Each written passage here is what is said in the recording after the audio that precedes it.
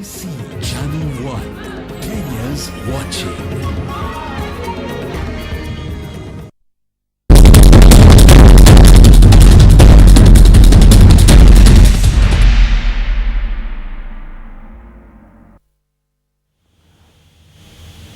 A very good morning to you this Friday, the 25th day of January 2013. And thank God it's Friday because we have a great show lined up for you today on Good Morning Kenya. My name is David Owino, and joining us in studio today, a fantastic band. You already watched a video of Nasambu and the Mystic Nomads performing in that live concert.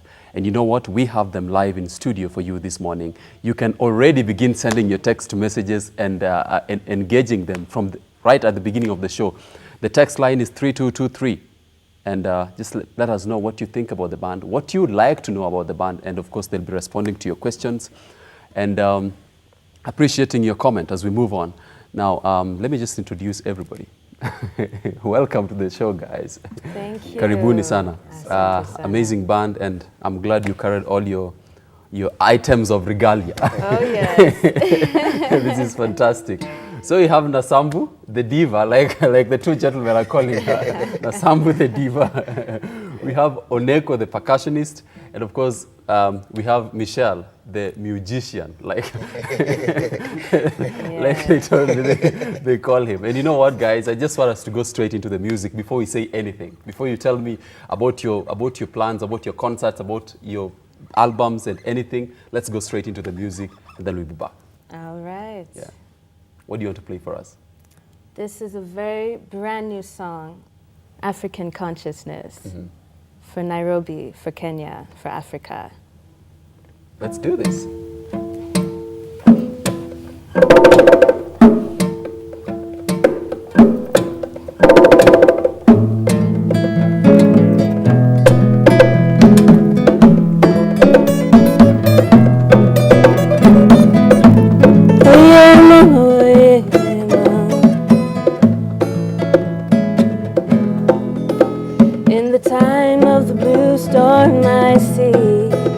Clouds are rising far in the east, bringing tidings of rain and peace.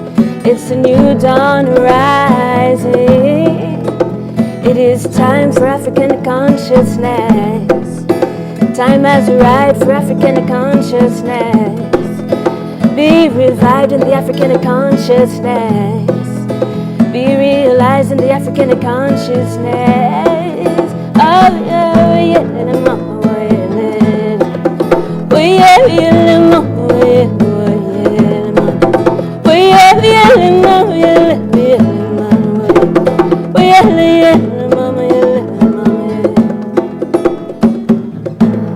Brother, can't you see? We can change the course of history. Time has arrived, let us rise and seek the light. Brother, put down the gun. Bury war with all his mad weapons. Plant a seed in fertile soil and watch it grow. The African consciousness, yeah. And let it grow, the African consciousness, yeah. And let it flow, the African consciousness, yeah. Let it grow, the African consciousness.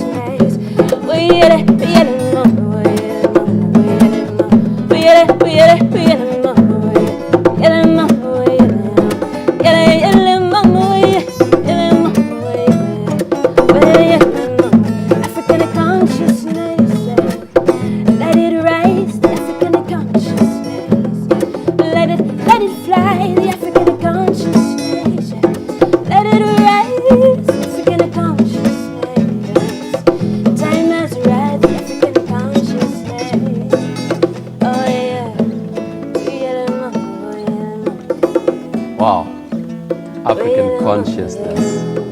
That's it.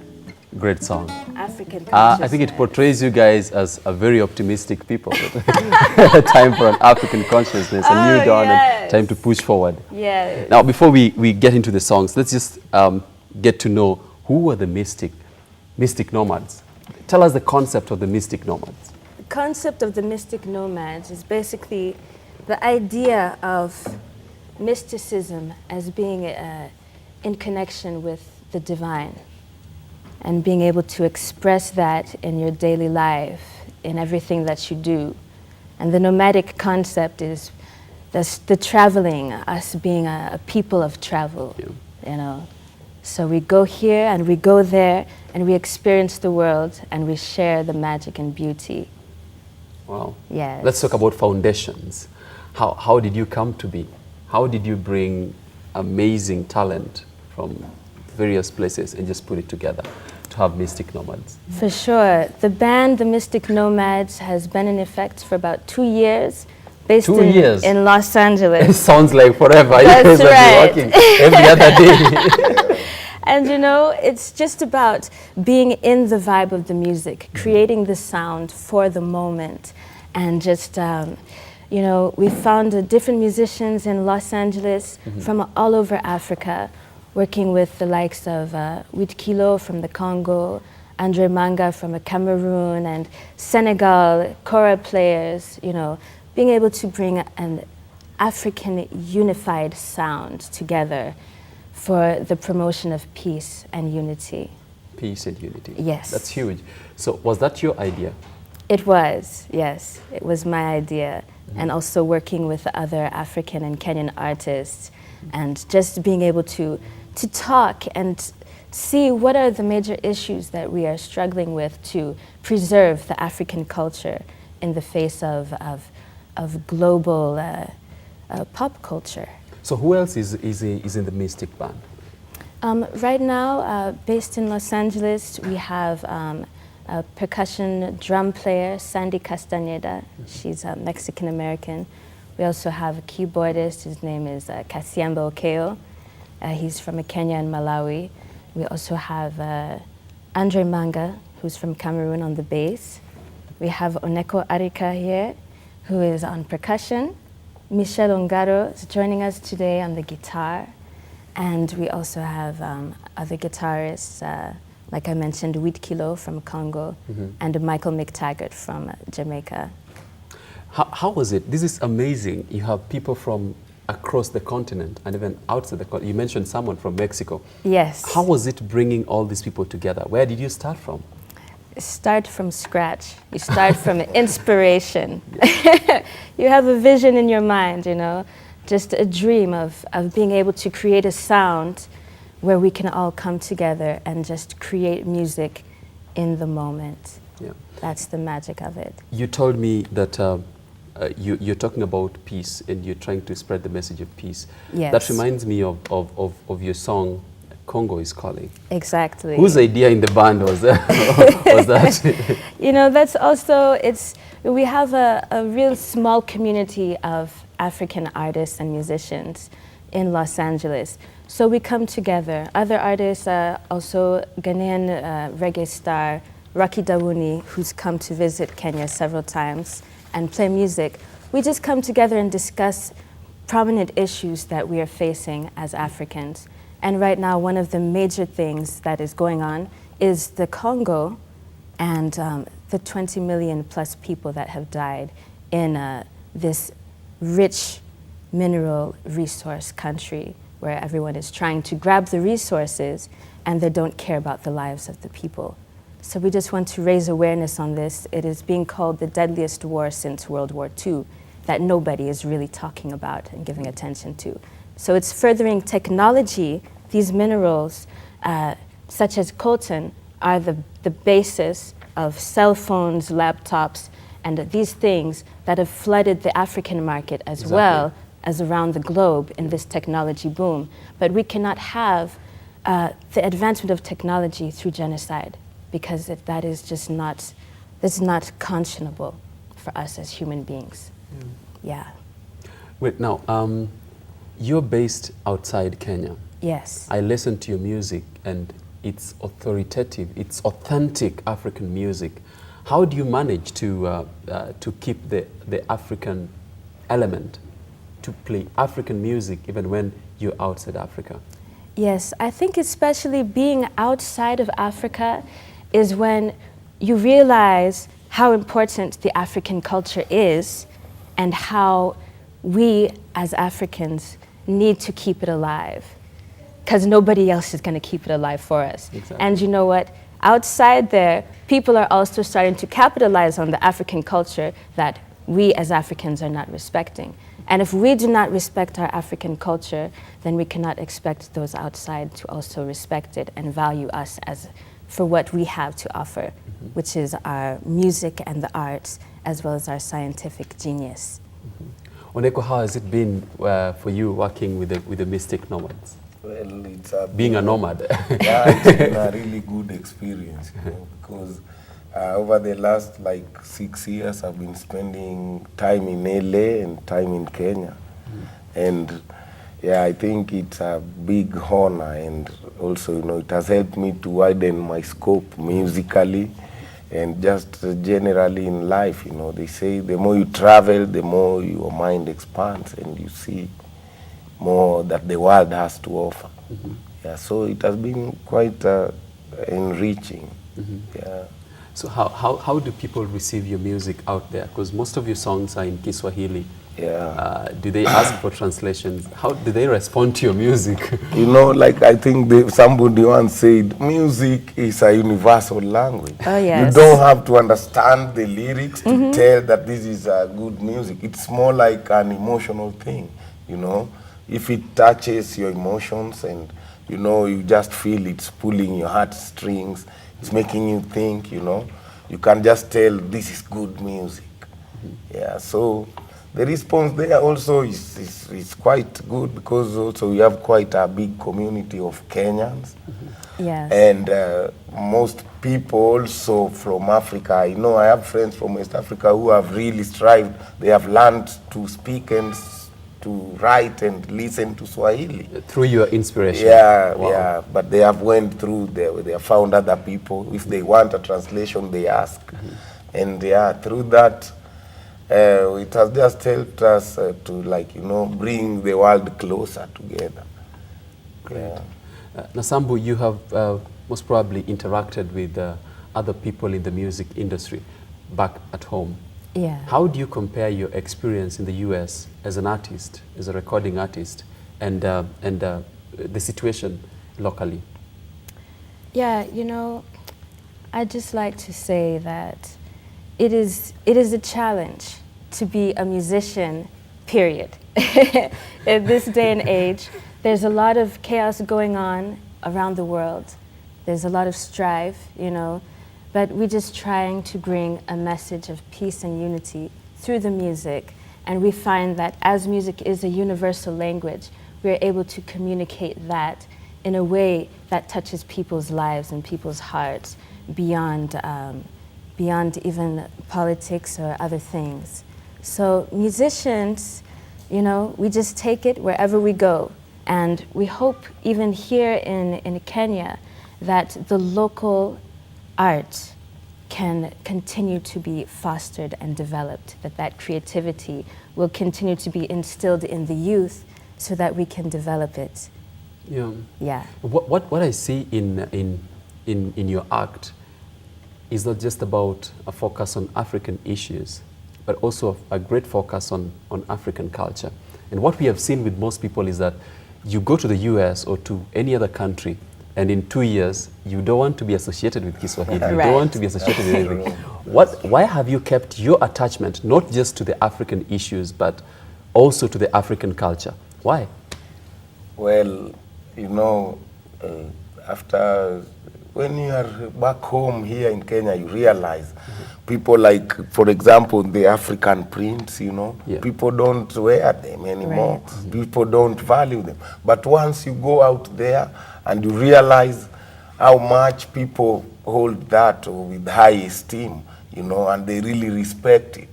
And when you are maybe away from home, that homesickness that comes with it Oh, yeah. also makes you realize, okay, because like right here in Nairobi, most of the young people our age, they're trying to catch up with the Western culture, Yeah. with the hip hop stuff and all that, which is okay because the world needs to change, but not to an extent of forgetting who you are, and you know, and forgetting your values as from where you come from your roots, you know, and stuff like that.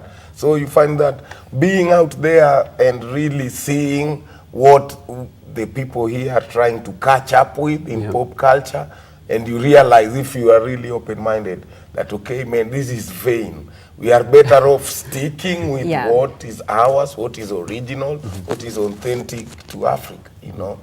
And yeah, that's just one of the things that inspires us and keeps us going, and stick to our roots and keep promoting stuff that is authentically African and Kenyan in particular.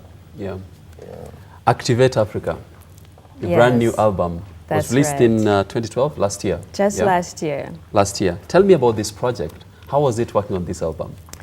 The Activate Africa project, I actually produced it on my own, and that was just the whole drive behind it, was being an independent artist and creating a sound that is unique, that's not really been heard before, you know, and to keep pushing the envelope forward to create music that can inspire people and that can have a positive message for the youths.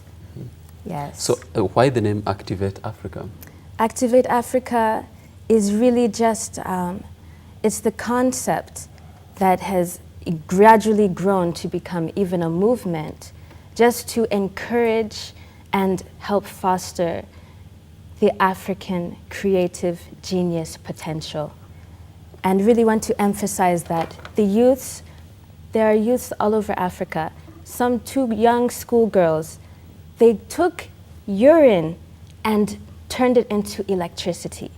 That is the genius of the African. That is the capability that we have when we are able to really focus and continue to work to develop ourselves. So that's really just the focus, to activate ourselves, you know, towards inner peace, inner healing, so that we can be able to be at peace with ourselves and in our environment. So are you talking to the policymakers here, or are you talking to the young people themselves? I'm talking to everybody, you know, because we are all sharing this planet together. We are here creating this reality. And everything that we do, we are really pushing it forward and creating a whole new world. So if we are focused together on bringing more peace in Kenya, then we're bringing more peace in our lives individually and in the world. Great. And if we're focusing on killing and destroying each other, then that's what will continue to go on, which is what we're seeing with the chaos that's going on in the world. Yeah. You talked of a movement, and I realized you have been doing concerts. Last year, you people were in Zanzibar. I believe you have done other concerts elsewhere in the world. So I want to get views from both of you on how the African music is being received across the globe. How does it feel to carry the African content across the globe? Let's start with you, Nasambu. For sure. You know, African music is something that's so unique and special because we are the music. We carry the music within our being, and we express it through the dance, through the art, naturally, you know. And so when people receive the music, they immediately have to start dancing as well, you know. And that's the beauty of it. You just see people catching the spirit of the music and being able to free themselves to really become one in that moment with the music and with themselves. You forget everything and you just dance.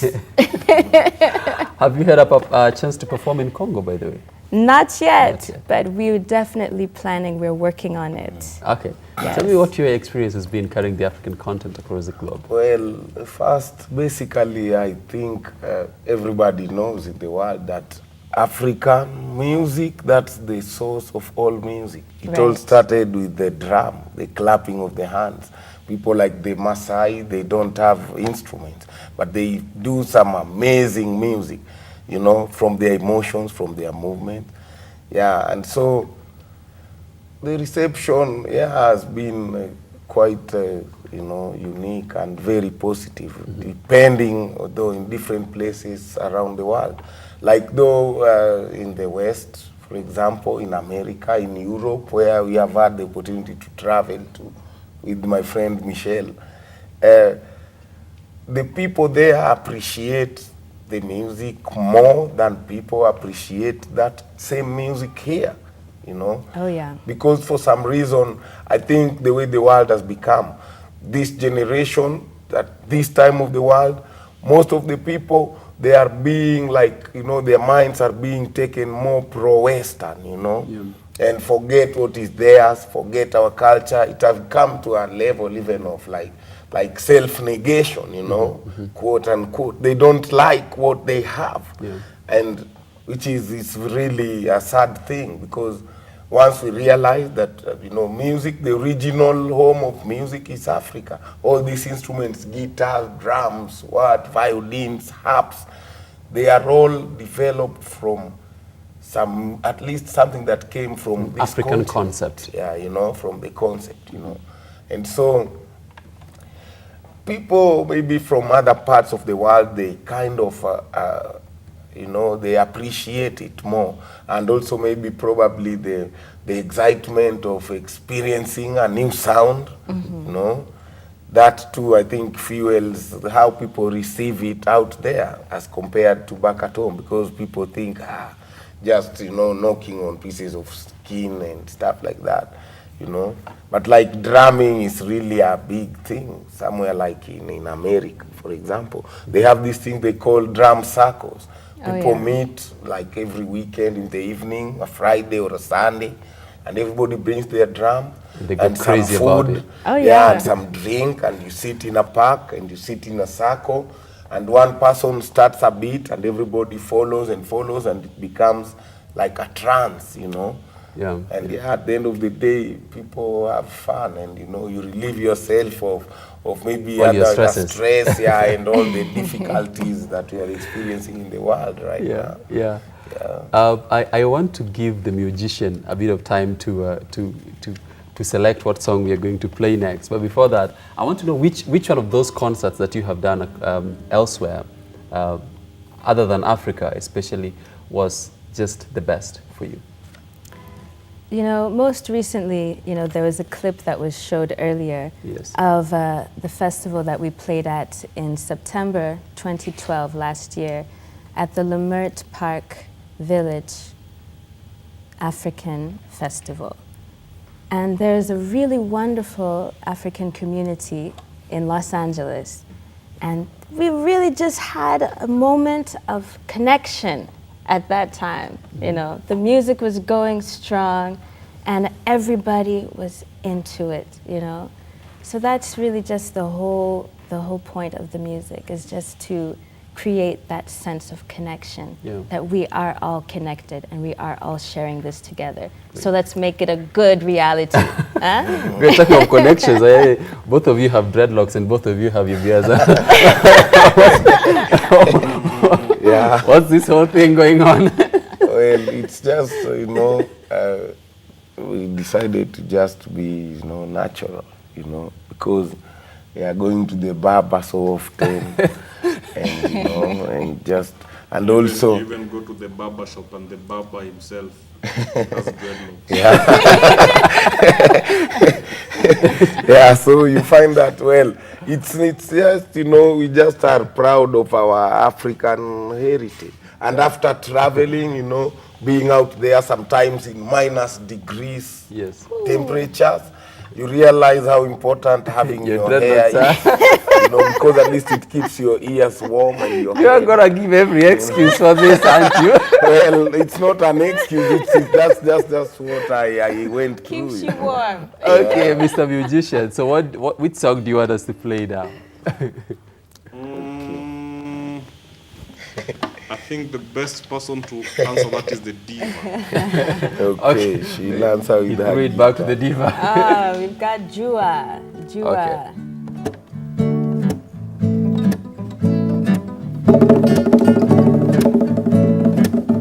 Oh yeah, yeah, ma, yeah, yeah. Oh yeah, yeah, ma, yeah, yeah. Jua, oh Jua, oh Jua, oh Jua, oh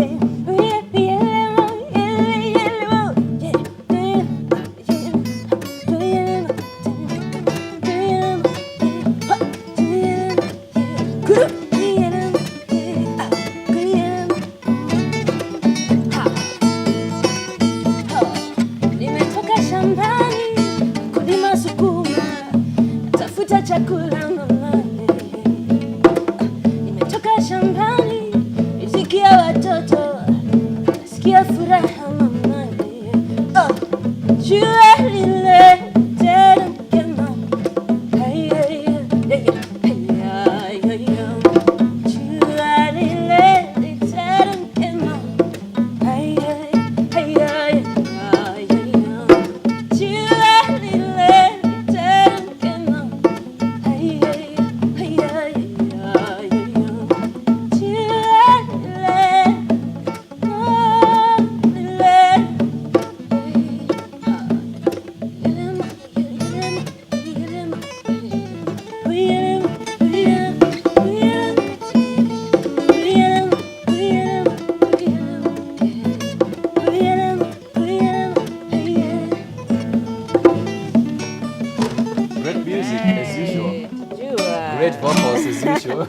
thanks, man. Give thanks. Great.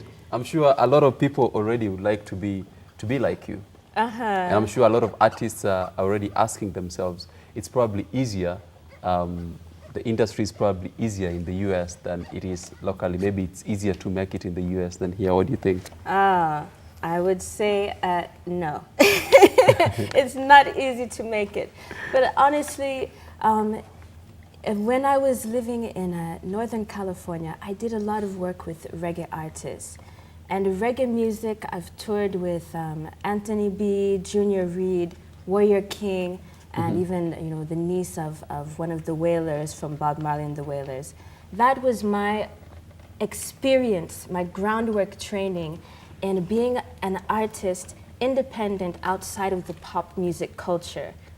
And so that really gave me the strength to be an independent artist and to be able to express myself with the music and the lyrics that I feel that are coming from my spirit and from my soul. Yeah. Now, locally, again, talking about how difficult or how easy it is, locally, our artists, we see them doing something on the side. I don't know if that's the case with you. I don't know if we have any full-time artists. If we have full-time artists in this country, there are very few.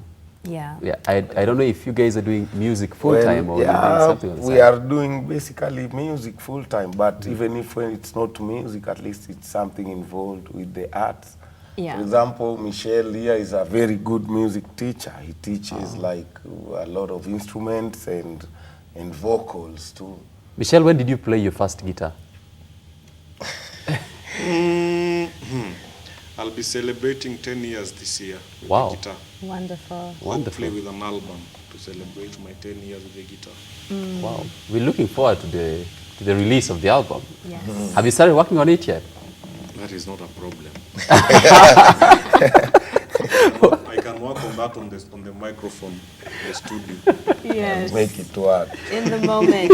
Yeah, Magic. also, apart from that, I also do some philanthropic work. I run a non-profit which is very involved with the youth from the lesser privileged areas of the society. I work with them here in Kenya. Where exactly? Well, I just started where I grew up, where I went to school in Maringo, in the Eastlands of Nairobi. And yeah, I have been doing projects there. I've been training young children to play drums, to do acrobatics, even to do acting. Somebody like, this is a very famous comedian actually on national TV, Makoha.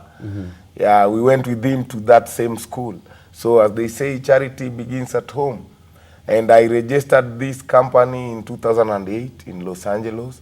And the full paperwork actually was finished in 2008, and it's called March 4th Kenya Kids. And I became really surprised when actually the elections were made to be on the March 4th. So why March 4th? Well, because I started that with my partner, who is not currently here in the country. She's from Los Angeles, and that's her birthday. But before that, I had thought, okay, about marching forth, taking a step, making a move, for the children. Because where the neighborhood where we grew up, there's a lot of crime and what. And when the young people, they graduate, they become really hardcore criminals. So we thought we'll try to give them another route to follow when they are still young. Are you looking at this as an opportunity? Your name and the fact that the election's on March 4th. Are you looking at this as a window that you could do something? But yeah, but you know, politics, I don't wanna go there, but it's just, I don't know, it was just a coincidence, I don't know, or maybe I was very visionary. I prefer to look at it like that, you know, because, well, regardless of wherever, when the election is, you know, I still do this, you know, like, now, since actually the politics have interfered with the school calendar, so that has really made it, we can only do our classes on Saturdays when the kids are not in school. Yeah. Something interesting, looking at yourself in an international platform and remembering that life back in marriage, I believe things don't come so easily back in Maringo. Yeah, not at all. How does it feel? Well, for me, I just feel I'm like a vessel, you know, to just try and improve the lives of the people and just give them a different concept. Because I've also been really blessed. I've toured like for 5 years with a musician, a reggae musician. He's from the UK. Who I met him in Los Angeles, and I used to listen to his music in Maringo when I was 10 years old. And now, yeah, I've toured with him for 5 years. Pato Banton. Pato Banton is his name. Wow. And yeah, he has made me see most of America than many Americans. You know, because I've been to like only maybe 2 states I have not set foot on. But the rest I've either passed through or I've played a gig there with him. And just realizing that after all those years, when I was 10 years old, and now I'm almost going to 40, to the nearest 10 years. And I'm like, okay, it's really an inspiration for me also to go back and show the people back there where I come from, man. If you have a focus, if you stay disciplined. It doesn't matter where you start from. Yeah, man, you can make it. You know? Nasambu, tell me, there very many people are saying it's very hard for the African woman. There are no opportunities. We don't have the space to express ourselves. We don't have the resources being brought our way. But you are here, having done this with the Mystic Nomads, brought everything together, 2 years running now. What did you say to people who are still locked up in that line of thinking? What I can say is that positive thinking really makes a big difference in your life. So when you have a vision, let it flow. Continue to dream on it and start to live as if that dream of yours is possible. Live as if it is a reality. Allow your passion to overtake you and let it come out. So that really for me life is just about being of service, you know? So when you continue to follow your passion and really pursue an education, you know, I've completed my bachelor's, and I'm actually also, while I'm a musician, I'm working on completing my master's in natural medicine. And I think natural medicine. Okay. Which is something that, you know, I think we can continue to value that. From Kenya here, we have a lot of traditional herbs that are being lost through deforestation, you know. So the more that we can continue to plant those herbs that are healing without side effects, it can really be a very positive experience. Is it something that you thought of doing as a child, or you looked at the challenges that society is facing today and you felt you want to be of service? It's all about being of service, yeah, and being in harmony, in balance with nature. It is not easy to be a woman, and it is not easy to be an African woman on top of that. We have many challenges, but you know what? We just have to keep positive, you know, and keep rising above. And instead of looking at the glass half empty, you see the glass as half full, and what you can do with what you have in the context that you're living in. Okay. You mentioned working with a lot of reggae artists. Yes. Was that an inspiration before you started music, or what led you into working with reggae artists? You know, it just happened by chance. I was with a friend of mine, and I started singing, and one of these musicians said, hey, you know what? I can pay you for your music. I can pay you for singing. Come in the studio, let's record.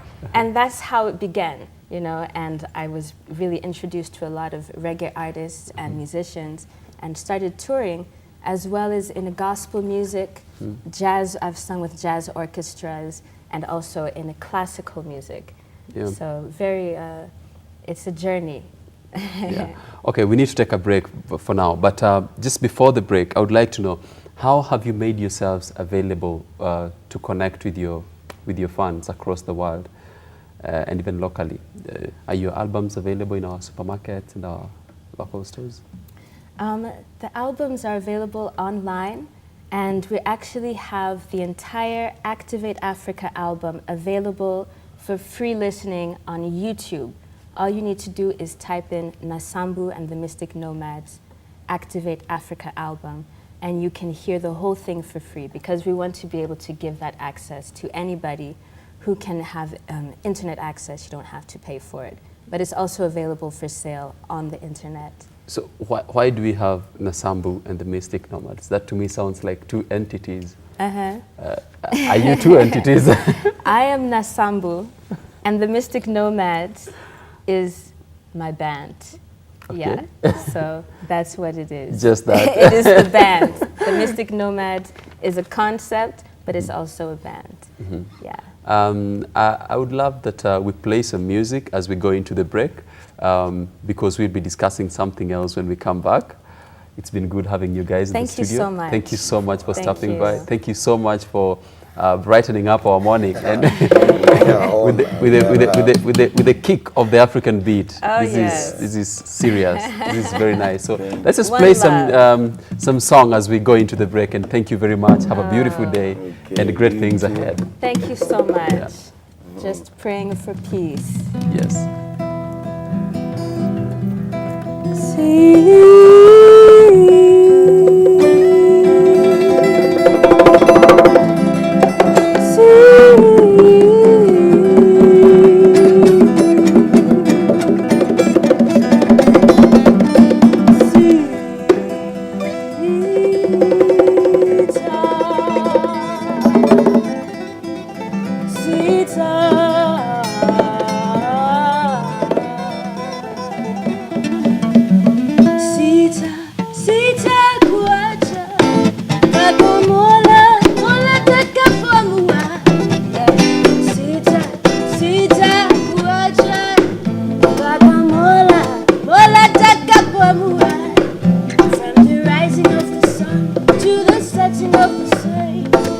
Sitakuacha, Sitakuacha, Pakamola Taka.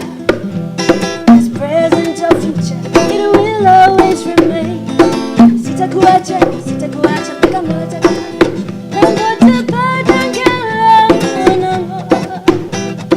Sitakuacha, Sitakuacha, Pakamola Taka. Nitakupenda like no other has before. Mtoto wangu, yeah. Sitakuacha, Pakamola, Mola takapoamua. Sitakuacha, Pakamola, Mola takapoamua. Nishike mkono tupangane, furaha moyoni, amani bila huzuni. Niwakana moyo wangu naamini hivyo, wakati wote itakuwa wa kweli. Nishike mkono tupangane, furaha moyoni, amani bila huzuni. Niwakana moyo wangu naamini hivyo, wakati wote itakuwa wa kweli. Mama na baba, ndugu na dada, mpenzi wangu, tunaanza siku mpya kwa jina la umoja. Oh yeah, yeah. Kwa jina la umoja.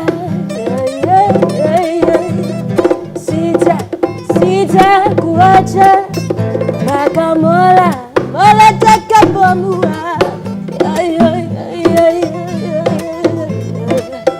Pakamola, Mola takapoamua. We know I'm no tribal war. All we need is a peace and love, living together as one, dancing under the sun. We know I'm no tribal war. All we need is a peace and love, a peace and love.